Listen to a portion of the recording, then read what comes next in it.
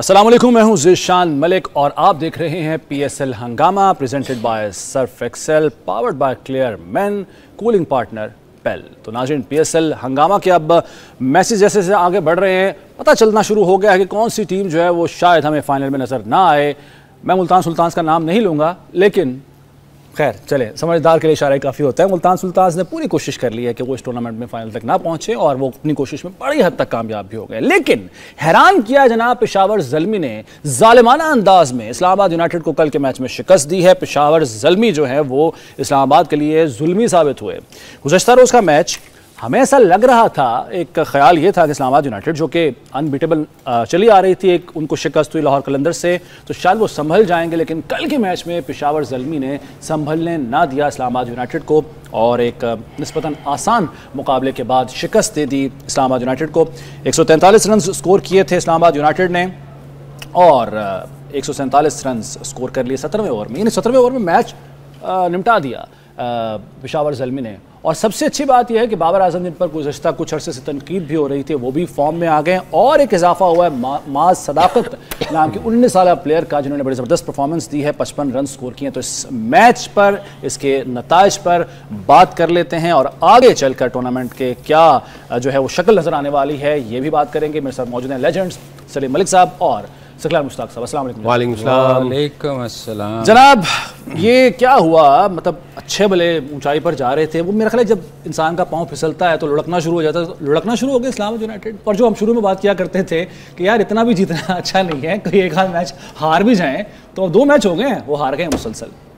वैसे यार सकी बार बार ये कहते थे कि गैप आ जाए तो बड़ा मुश्किल होता है कि टीम को वापस आना, पर मेरा ख्याल इतनी भी देर नहीं होनी चाहिए जितनी मतलब आपको याद होगा मैंने कल या के प्रोग्राम में या परसों के प्रोग्राम में कहा था कि इनकी मिडिल ऑर्डर मुझे बहुत वीक नज़र आ रही है। जी, जी। ये शुरू में मैं समझता हूँ कि एक मोमेंटम इनका बना और उसमें ये टीमों को हराते रहे, मगर इनको कंसंट्रेट इस चीज़ पे करना चाहिए कि इनकी मिडिल ऑर्डर अगर आप देखें जी तो पिछले 2-3 जो मैच हारे हैं उसमें स्ट्रगल करती हुई नज़र आई है। सही है। अच्छा, दूसरी बात ये कि आप कल का मैच अगर देखें ना, थोड़ी सी कंडीशन मुश्किल थी। अच्छा, थोड़ी सी, मतलब एज ए बैट्समैन मैं तो नहीं कहूँगा कि मुश्किल थी, मगर चूँकि हम बहुत सीधी विकेटों पे खेल रहे हैं, बॉल आपको सीम कहीं नज़र नहीं आता, स्विंग नया बॉल हल्का सा नज़र ज़रूर आता है। सही है।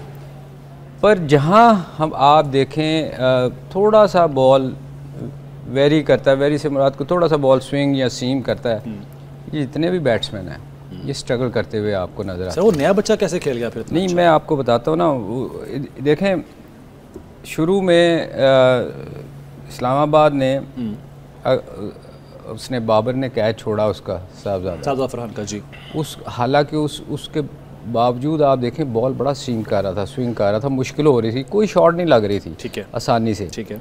ऐसी विकेट पे उनको इतना अच्छा उन्होंने टारगेट दे दिया था, फिर भी मतलब स्टार्ट बहुत अच्छा मिला उनको। साहबजादा और दूसरे ने 50 के करीब ले गए वो, मगर जैसे भी विकेट गिरी पैनिक स्टार्ट हो गया, क्योंकि वो आदत नहीं है सीम विकेटों पे खेलने की, स्विंग विकेटों पे खेलने की, तो हर बंदे को समझ नहीं आ रही थी। आप देखें जो भी बड़ी हिट मारने की कोशिश कर रहा था, या वो बीट हो रहा था या वो आगे पीछे बॉल लग रही थी, टाइम जिसको कहते हैं ना कि वो ठीक नहीं हो रहा था। सही है। तो मेरे ख्याल में आपको इस PSL में नज़र आ गया है कि हमारी कितनी पोटेंशियल है, हम स्ट्रगल कर रहे हैं हर चीज़ में।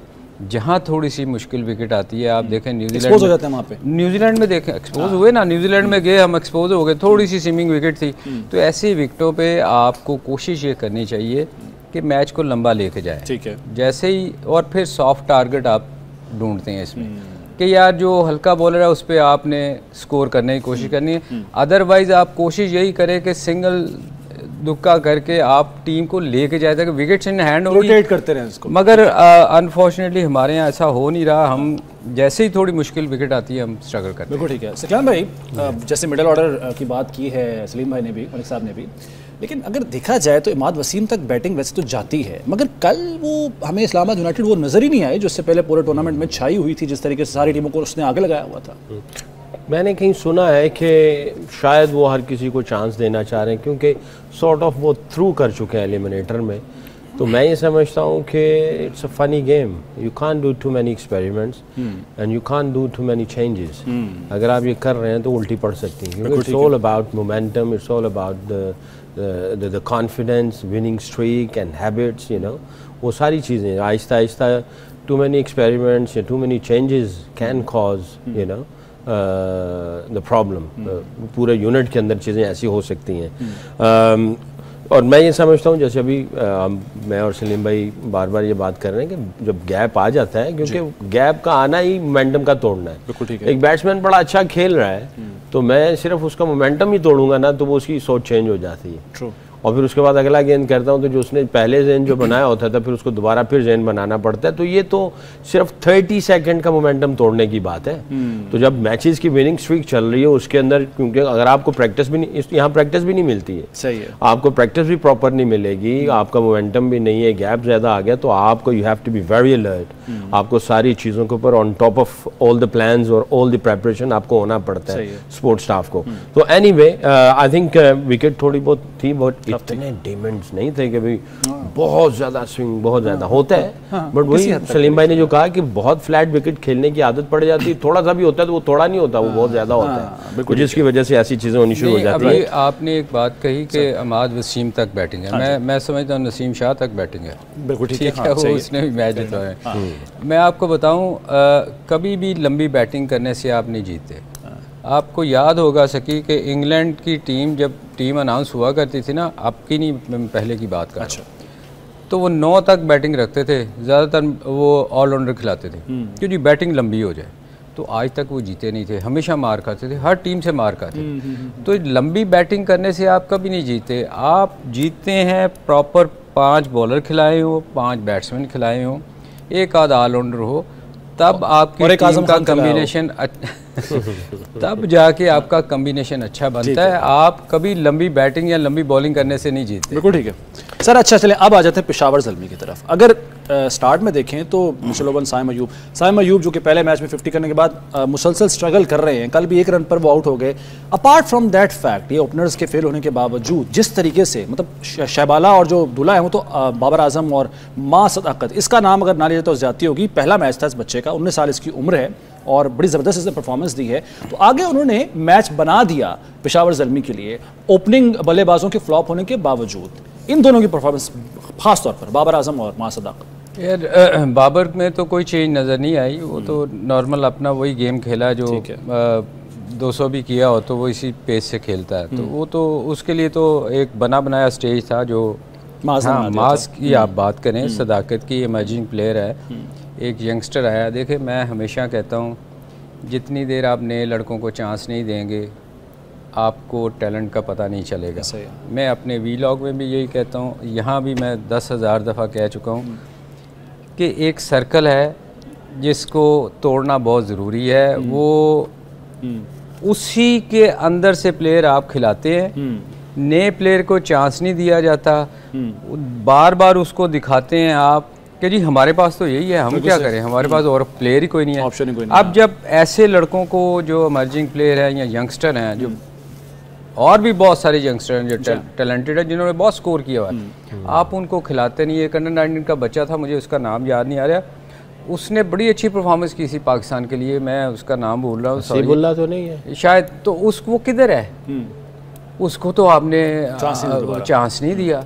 तो जब तक आप अपने नए यंगस्टर प्लेयर्स को चांस नहीं देंगे, देखें क्रिकेट सिर्फ एक सूबे की होके रह गई है, एक रीजन की रह गई है। जब आप उस एक रीजन से क्रिकेट खेलेंगे ना तो फिर आपका बाकी रीजन स्ट्रगल करेंगे। आपकी बात आ गई, पॉइंट आ गया आपका सर। सॉरी आऊँगा, मैं इधर भी आऊँगा। सलीम भाई की इसी बात को थोड़ा सा आगे ले जाऊँ। ये मां सदाकत जो है ना, अभी जो पीसीबी ने नया जो एक प्रोजेक्ट लॉन्च किया है प्ले डेवलपमेंट का, इमर्जिंग नहीं वो जो चैंपियंस कप जो है उसमें मां सदाकत को बहुत ओपन चांस मिला है। अच्छा, अभी ये ज़ल्मी ने अभी इनको चांस दिए, बाहर बिठाया हुआ था, अब उसने चांस दिए। तो ये लड़के अब पॉप अप हो रहे हैं, प्रोमिनेंट हो रहे हैं। चैंपियंस कप जो हो रहा है उसमें इसने बहुत अच्छी परफॉर्मेंस दी थी अभी, तो ये अब नजर आना शुरू हो गए ये सारे बच्चे। लेकिन ये बड़ा एक तरह से रिस्क लिया, इस्लामाबाद यूनाइटेड के साथ मैच था और वो बात जो हम करते आए हैं शुरू से ही कि एक्सपेरिमेंट आप करें ताकि आपको पता चले कि आपकी कौन सी जो प्लेइंग 11 है वो बेहतरीन है। तो ये कल जो उनका ये एक तरह से कह लें जुआ कह लें, वो उनके हक में बेहतर साबित हुआ। मैं इसका थोड़ा सा जवाब, जी जी जी सॉरी आप सकी जी जी देखें, जितनी देर आप चांस नहीं लेते ना, आप बैटिंग भी कर रहे होते हैं ना, तो आप रिस्क लेते हैं, ऐसा ही है, ठीक है ना। और जितनी देर आप रिस्क नहीं लेते तो आप कभी भी अच्छे प्लेयर या अच्छी टीम नहीं बना सकते। अगर आप डर के यही सोचेंगे ना कि मेरा सीनियर प्लेयर नाराज़ ना हो जाए, यार ये बड़ा अब मुझे प्रॉब्लम करेगा, मैं इसको बाहर नहीं बिठा सकता, आपकी टीम कभी आगे नहीं जाएगी। बिल्कुल ठीक आपको चांसेस लेने पड़ते हैं। सही है। तो ये उन्होंने बड़ा अच्छा किया है कि एक यंगस्टर था उनके पास, उन्होंने उसको खिलाया, तो ये अच्छी चीज़ है, ये होना चाहिए। शादाब खान अनफिट हो गए कल के मैच में और बॉलिंग भी वो नहीं करने आ पाए, तो फ़र्क पड़ा इस बात से भी, ज़ाहिर है कप्तान और सलमान अली आगा ने बाद में कप्तानी की है, इससे भी फ़र्क पड़ता है। डेफिनेटली फ़र्क पड़ता है। एक कैप्टन चीज़ों को लेके चल रहा होता है तो फिर एकदम किसी को जब स्टैंड बाई जो बंदा आता है उसकी अपना एक ज़हनियत होती है, अपनी एक फ़िलासफ़ी होती है, तो फ़र्क पड़ता है, थोड़ा बहुत भी पड़ता है, कभी ज़्यादा भी फ़र्क पड़ जाता है। बट कल के मैच को अगर हम देखें ना तो इसमें माज सदाकत ने आउटस्टैंडिंग परफॉर्मेंस दी, बाबर ने अच्छी परफॉर्मेंस दी। मेरी एक पर्सनल राय है, बाबर का जो दुनिया T20 के लिए जो इश्यूज बनाए हुए हैं वो स्ट्राइक रेट पे बनाए हुए हैं। सही है, ये टेलर मेड सिचुएशन थी उसकी और उसने मज़े से क्रिकेट खेली है। सही है। ऐसे मैचेस में जिसमें आपको पता है कि चीज़ें आपके हाथ में, कंट्रोल में है, तो ऐसे मैचेस में वो प्रैक्टिस कर सकता है कि स्ट्राइक रेट को हैवी ले जाए और एग्जीक्यूट करे और अपनी ट्रेनिंग करे। यानी आपने क्या कह रहे हैं कि बाबर ने मौका दिया मास को कि वो खुल के खेले इस मैच में? मैं ये कह रहा हूँ कि ऐसी सिचुएशन में ऐसे मैचेस ग्रेट अपॉर्चुनिटी होती है आपके ऊपर कि अगर लोग उनके स्ट्राइक रेट पे बात कर रहे हैं तो आप अपने स्ट्राइक रेट को और ज्यादा ऊपर ले जाके अपने आप को ट्रेन कर ले मैचेस के अंदर, क्योंकि प्रैक्टिस में करना और मैच में करना बहुत फर्क होता है। उसकी क्लास में कोई डाउट नहीं है, वो पाकिस्तान का बेस्ट प्लेयर है। क्या वजह उन्होंने नहीं किया? क्या वही बात कि अपने आप को देखिए, यही तो स्पोर्ट स्टाफ होता है जो बैठ के उनको कह सकता है देखो भी चीजें हाथ में, जब तुम्हें लगे कि चीजें हाथ में, पिच अच्छा खेल रही है, ऐसी पोजीशन है, तो तुम अपने स्ट्राइक रेट को जो है ना थोड़ा सा एक्सेलरेट करो, फिफ्थ गियर में एग्जीक्यूट ऐड करना चाहूंगा। बाबर आजम एक्सपीरियंस प्लेयर है, माज सदाकत का पहला ये मैच था PSL इस सीजन का भी, हालांकि जो चीज उनको करनी चाहिए थी, कुशन देना चाहिए था माज को, उल्टा माज ने उनको दिया। ऐसा नहीं है, माज ने अपनी नेचुरल गेम के लिए, क्योंकि माज को मैंने बड़ा देखा, अभी चैंपियंस कप हुआ वो इसी तरह ही खेलता है। अच्छा, that's his way of playing cricket. मगर बाबर का जो अपना स्टाइल अब ये है, ये इससे थोड़ा सा स्ट्राइक रेट और अच्छा ले जा सकता, मगर वो अपने उसी नेचुरल पे। मैं आपको बताऊं, एक पाकिस्तान का ओपनर था, 1 डाउन आता था शायद, बड़ा स्कोर किया उन्हें पाकिस्तान के। नाम बता दें आप, किसी का तो नाम बता दिया करें आप। अजहर एक दिन जिम खाना में मैच हो रहा था तो मेरे पास आया कि सलीम भाई मुझे कुछ बताएं, तो आपको पता है वो बारी लेता है वो भी बहुत, तो मैंने उसको कहा यार देख, ये क्लब के मैचेस जो है ना, यहाँ तू जितनी प्रैक्टिस कर सकता है ना, गैप में बना के हिट मारने की कोशिश कर, तो यहाँ भी नेट प्रैक्टिस मैच में, क्लब के मैच में भी तू वही खेल रहा है जो तू टेस्ट मैच में या पाकिस्तान के लिए खेल रहा है। अगर तू यहाँ भी डर के कोशिश ये करेगा कि यार मैं आउट ना हो जाऊँ, मैंने कहा तू इम्प्रूव नहीं करेगा। तो देखें बाबर की जहाँ तक अजहर अली की बात हो रही है, अजहर अली की, मैं उसको मैंने ये कहा कि यार यहाँ तो कोशिश कर ना, गैप में बनाने की कोशिश कर, बैट को एंगल कर कोई आपको, ताकि मैच में जब आप टेस्ट मैच या किसी मैच में जाएं तो आपको जब बॉल मिले तो आप अपने मतलब से। बाबर भी कल डरा हुआ था। देखें बाबर की ये चीज़ें आप सीखते हो, बाबर का एक मैच में बड़ा तेज़ खेला है वो, उसमें ये नहीं है कि उसमें पोटेंशियल नहीं है तेज़ खेलने की, है वो एक रेपुटेशन जो होती है ना, जो फियर होता है लोगों का कि यार मैंने एक्सपेक्टेशन पे पूरा उतरना है लोगों की, वो डर उसके अंदर से नहीं निकल रहा, वो कि मैंने अपना 50 करना है, लोग क्योंकि एक तो रैंकिंग में आना है, सही है, फिर लोगों की एक्सपेक्टेशन है कि मैं बड़ा प्लेयर हूँ, मैंने स्कोर करना है। जब तक आप उससे बाहर नहीं निकलेंगे, सही है, आप इसी तरह ही खेलते रहेंगे, आपको वो डर आपके अंदर से निकालना पड़ेगा, आपको कोशिश तो करो यार, एक आध मैच में आप की है, पिछले एक मैच में मैंने देखा बड़ा अच्छा तेज खेला वो, सही है, तो वो खेल सकता है। मगर वो डर झिझक और डर निकालना पड़ेगा उसके अंदर से। ठीक है, म्यूचुअल अंडरस्टैंडिंग भी होती है, स्पोर्ट स्टाफ, जो बैटिंग कोच है, हेड कोच, मेंटोर, वो सब मिलेंगे, यार ठीक है ये है, ये ऐसे करना है, देखी जाएगी, देखते हैं 1-2 मैचेस में कैसे जाते हैं, तो मिल के भी ये चीजें चल सकती हैं। अच्छा, लेकिन वो अकेला वो करे। इंजी भाई ने जो बाद में प्रेस कॉन्फ्रेंस की आपने सुनी है, उसमें उन्होंने कहा है कि अच्छा खेला बाबर, लेकिन ये स्ट्राइक रेट बेहतर कर सकता है, वो जो बात आप भी कर रहे हैं। मेरा इस पर मजीद भी गुफ्तगू नाज़रीन होगी। एक ब्रेक का वक्त हुआ पीएसएल हंगामा में, हाजिर होते हैं एक ब्रेक के बाद।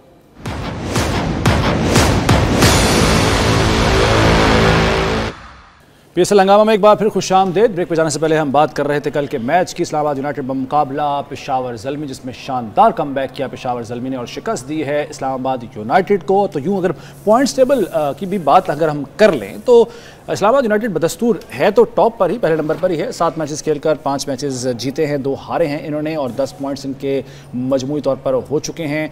और जो पेशावर ज़ल्मी हैं वो 5वें नंबर पर हैं। 7 मैचेस उन्होंने खेले हैं, 3 मैच वो अब जीत चुके हैं, 4 हारे हैं उन्होंने, 6 पॉइंट्स हैं उनके, तो उनकी उम्मीदें अभी बाकी हैं।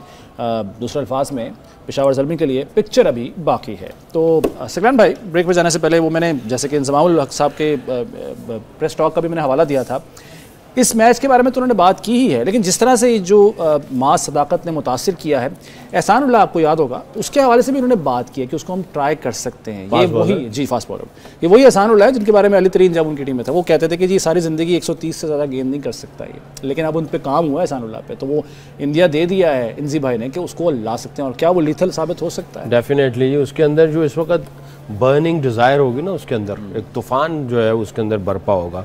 अल्लाह करे ये आए और उसी, क्योंकि हमारा पाकिस्तानी है, वो बड़ा क्विक आते इसने एक धमाका किया था पेस के एतबार से भी, और आई थिंक बेस्ट बॉलर भी बन चुका है ये डोमेस्टिक में और गालिबन पीएसएल में।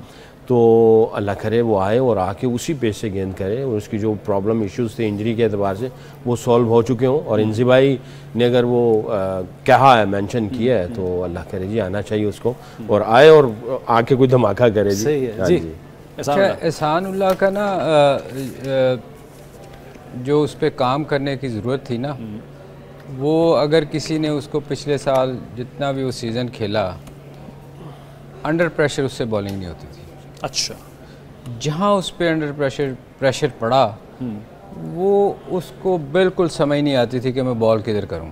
अच्छा, जिसको कहते हैं ना वो भागता था, उससे ना उसकी लाइनर लेंथ ठीक रहती थी, ठीक ना वो विकेटों में वो वाइड बॉल बहुत ही वो इधर उधर बॉल करने की कोशिश करता था। मेरा ख्याल है वो बॉलर पाकिस्तान के लिए बहुत अच्छा बॉलर था, पेस थी उसकी, उसमें हर जो फास्ट बॉलर में क्वालिटी होनी चाहिए उसमें थी।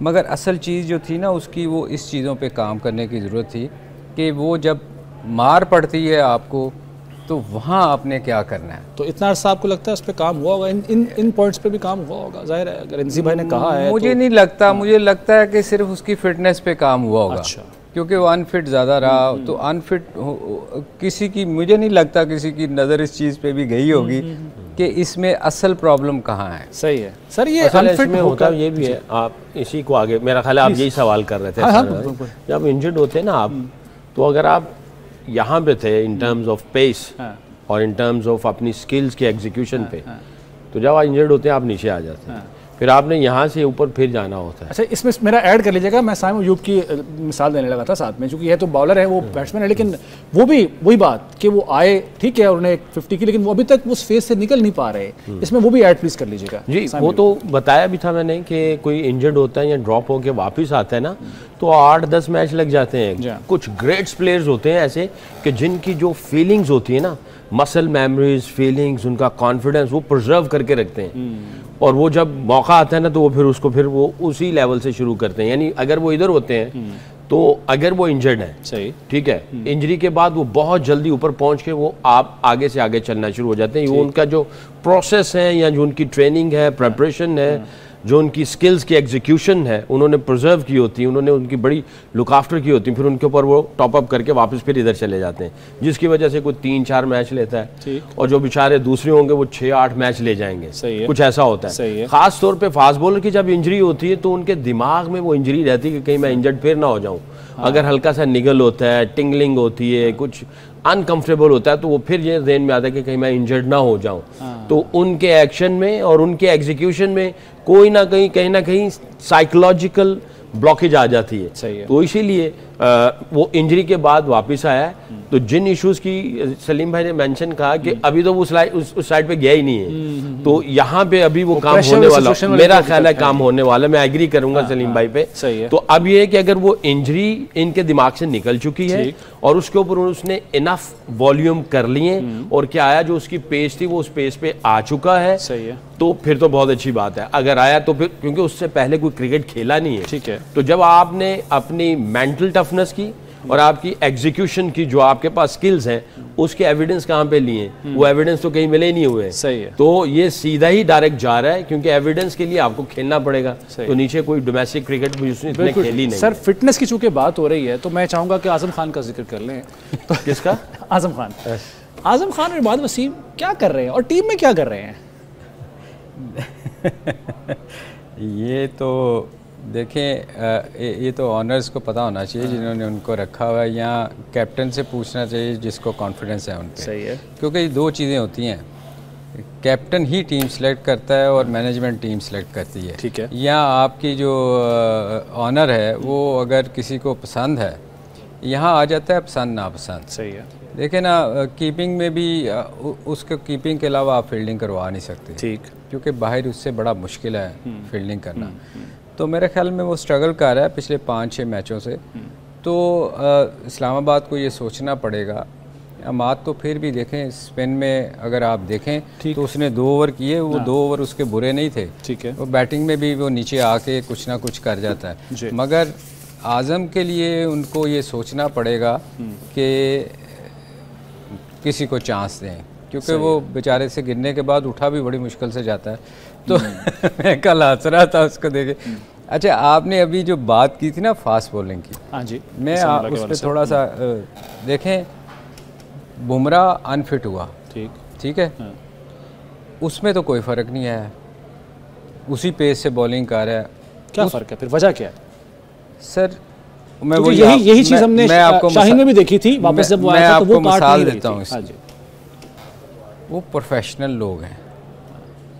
हमारे यहाँ लोग अनफिट हुए और उनकी 145-40 प्लस की एवरेज स्पीड से 135 पे आ गई, क्योंकि वो चाह रहे थे कि मैं कोई लीग मिस ना करूं। बिल्कुल ठीक है, असल मसला है। वहाँ उन्होंने प्रॉपर उसको फिट करके चेक, उसको देखने के बाद मौका उसने लिया। उसने खुद भी चांस नहीं लिया कि मैं अगर बाहर हो जाऊंगा तो मैं वापस, जो उसका नाम है, हमारे यहाँ क्या होता है कि जब आप अनफिट होते हैं ना, तो मोस्टली आप फास्ट बॉलर्स को देखिएगा, वो फिट ना, वो कोशिश नहीं करते कि हम फिट होके वापस आए। वो कहते हैं मैं ठीक हूँ। बिल्कुल ठीक है। वो सच बोलते नहीं है। सकी आप देखो, आप सच बोलोगे तो आपके कोच को पता चलेगा। असल बात यही है। और मुझे भी यहाँ बोलना है कि ब्रेक नाज़रीन एक ब्रेक लेते हैं, पीएसएल हंगामा में दोबारा हाजिर होते हैं कुछ देर में।